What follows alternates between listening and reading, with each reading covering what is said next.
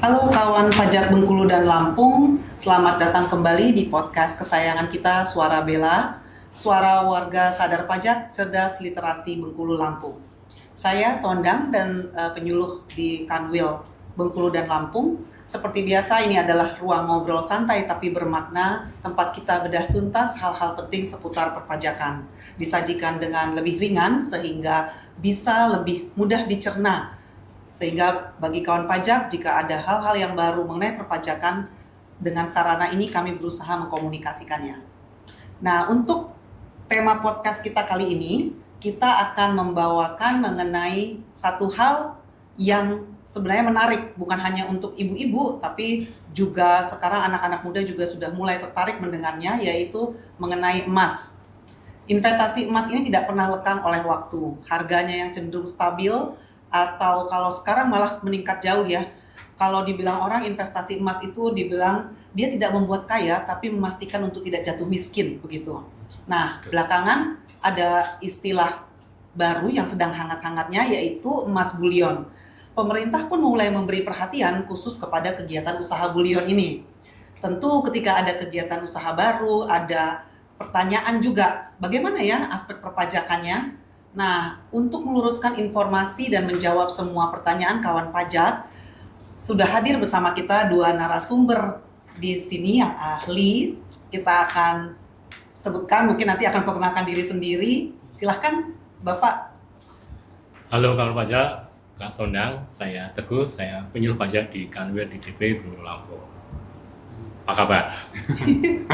Ya, terima kasih Kak Sondang. Halo kawan pajak, saya Andi, penyuluh dari Kanwil DJP Bengkulu dan Lampung. Saya terima kasih hari ini berkesempatan ya hadir untuk mengisi ya acara podcast kita pada hari ini gitu ya. Mas Bullion. Mas Bullion, ya betul Pak, Mas Bullion. Ya, jadi kita langsung aja nih ya, Iya. Pak Teguh dan Mas Andi. Jadi kawan pajak nih pasti masih banyak yang mungkin yang masih asing, pernah dengar tapi tidak tahu pasti itu apa sih emas bullion itu, dan kenapa pemerintah tiba-tiba mengatur ini secara khusus, seakan-akan tiba-tiba ya, kita kan mendengarnya begitu karena baru kedengaran akhir-akhir ini. Nah, silakan.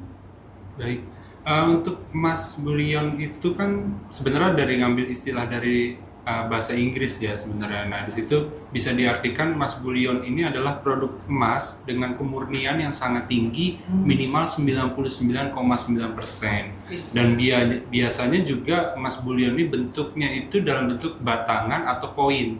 Jadi ini bukan perhiasan ya. Jadi seperti emas utuh gitu ya, emas batangan gitu ya. Dan bahkan di bank sentral dan pemerintah juga itu banyak menyimpannya karena dijadikan sebagai aset nasional atau cadangan devisa. Lalu kenapa kok sekarang diatur khusus ya? Karena sekarang ini pemerintah tadi yang disampaikan oleh Kak Sondang tadi ya sudah memberikan perhatian khusus. Jadi melihat ini sebagai salah satu investasi yang strategis secara nasional. Bahkan sudah ada ya undang-undang PPSK, yaitu pengembangan dan penguatan sektor keuangan yang kemarin diterbitkan, di mana di situ pemerintah ingin merancang sektor keuangan kita agar lebih dinamis secara umum. Dan salah satu inovasinya adalah mengatur kegiatan usaha bullion bagi lembaga jasa keuangan atau LJK gitu kan.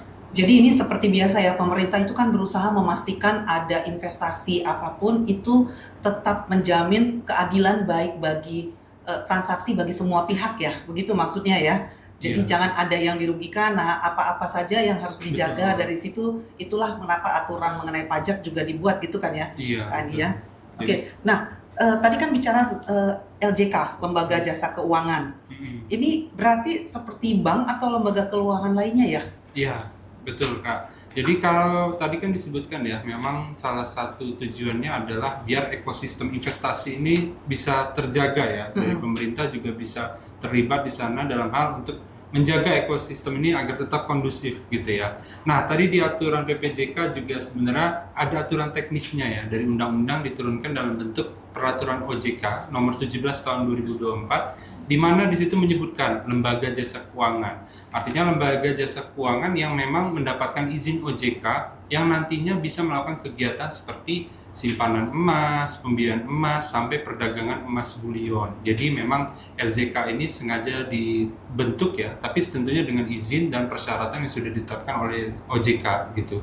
Tujuannya jelas agar pengelolaan investasi emas ini menjadi optimal, terintegrasi ke sistem keuangan nasional, mendukung program hilirisasi komoditas emas kita.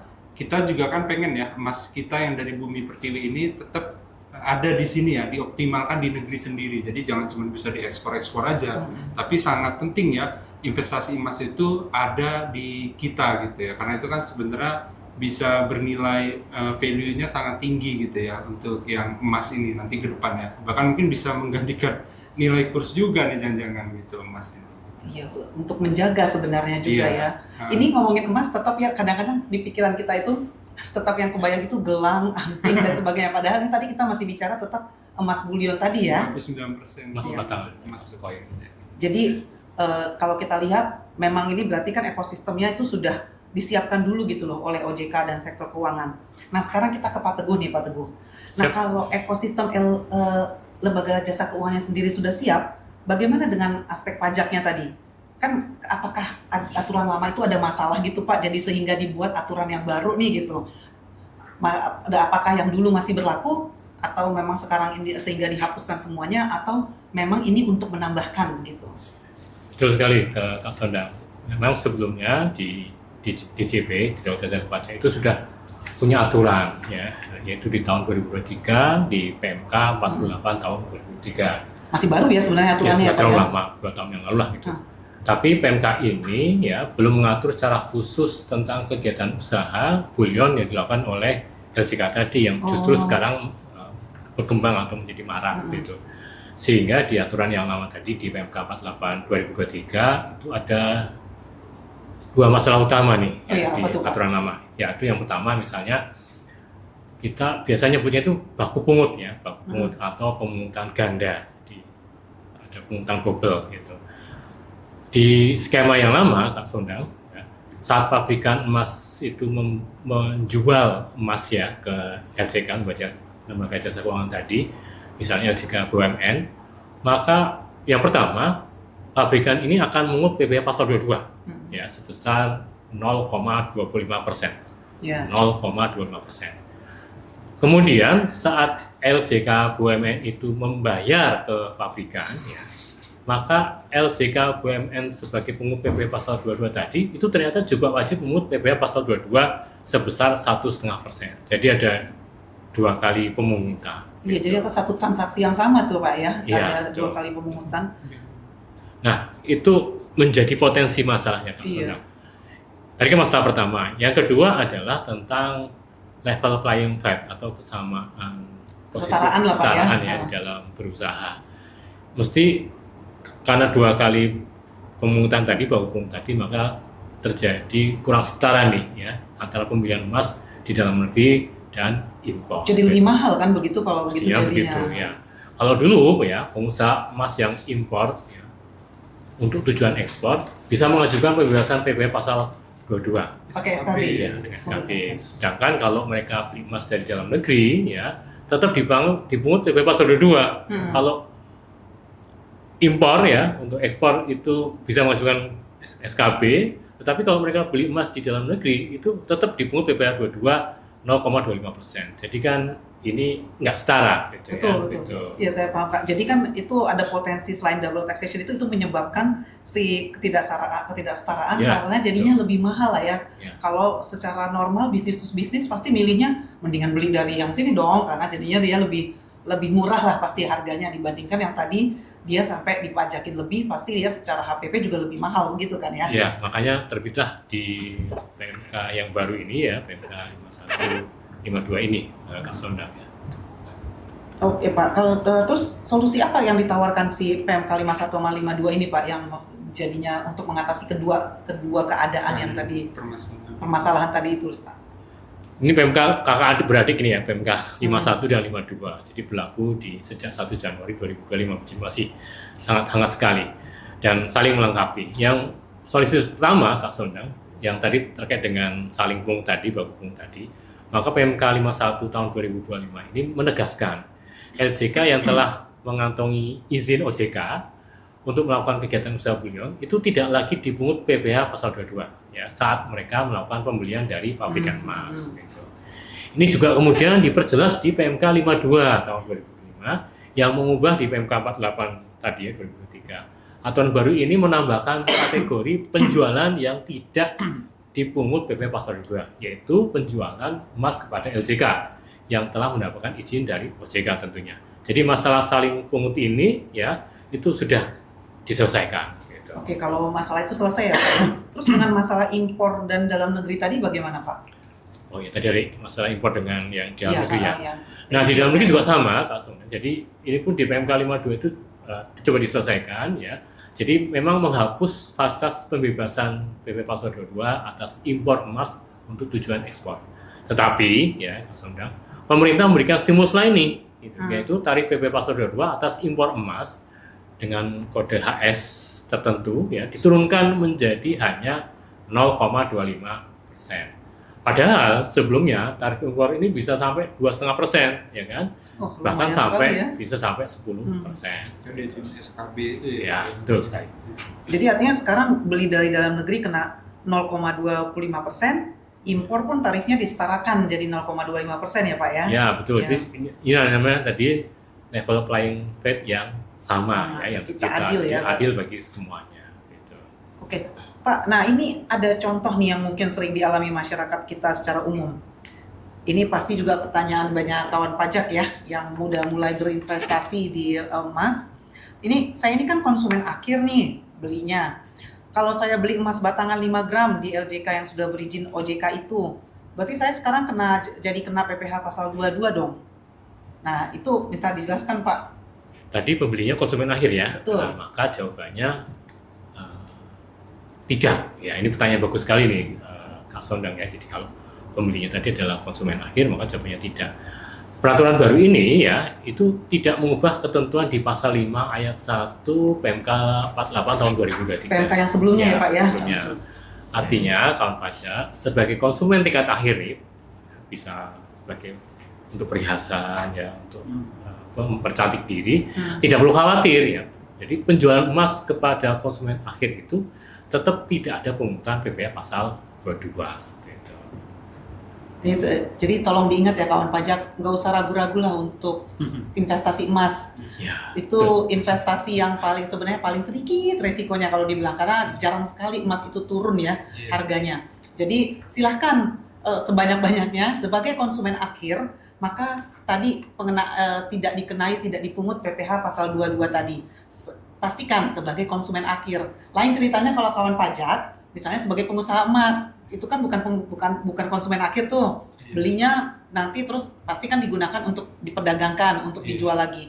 Nah, arti konsumen akhir ini berarti kawan pajak membelinya sebagai investasi atau sebagai bukan konsumsi ya, untuk dipakai. Nah, seperti itu, maka itu tidak dipungut PPh pasal 22. Nah, kan waktu kita ini sangat terbatas ya Pak ya. Sebagai penutup mungkin minta the closing statement-nya, apa harapan dan dari sinergi regulasi OJK dan DJP ini? Mungkin dari Pak Andi, Mas Andi. Jadi dengan adanya penerbitan 2 PMK tadi ya, PMK 51 dan 52, itu merupakan bentuk langkah strategis pemerintah ya untuk melengkapi kerangka regulasi usaha emas bullion tadi. Karena dengan adanya landasan OJK yang jelas, kemudian juga ada aturan pajaknya juga yang jelas, maka diharapkan lembaga jasa keuangan tadi yang berada di bawah pengawasan pemerintah itu tentunya dapat bergerak secara optimal gitu ya.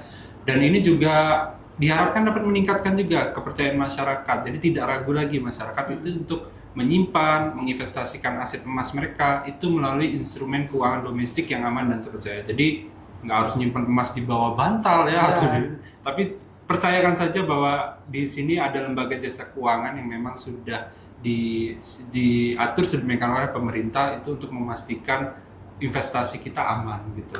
Nah, dengar tuh kawan pajak, daripada beli kopi terus-terusan, bisa turun ditabung pelan-pelan sehingga bisa beli emas. Nah, kalau dari Pak Teguh sendiri sebagai yang paling senior,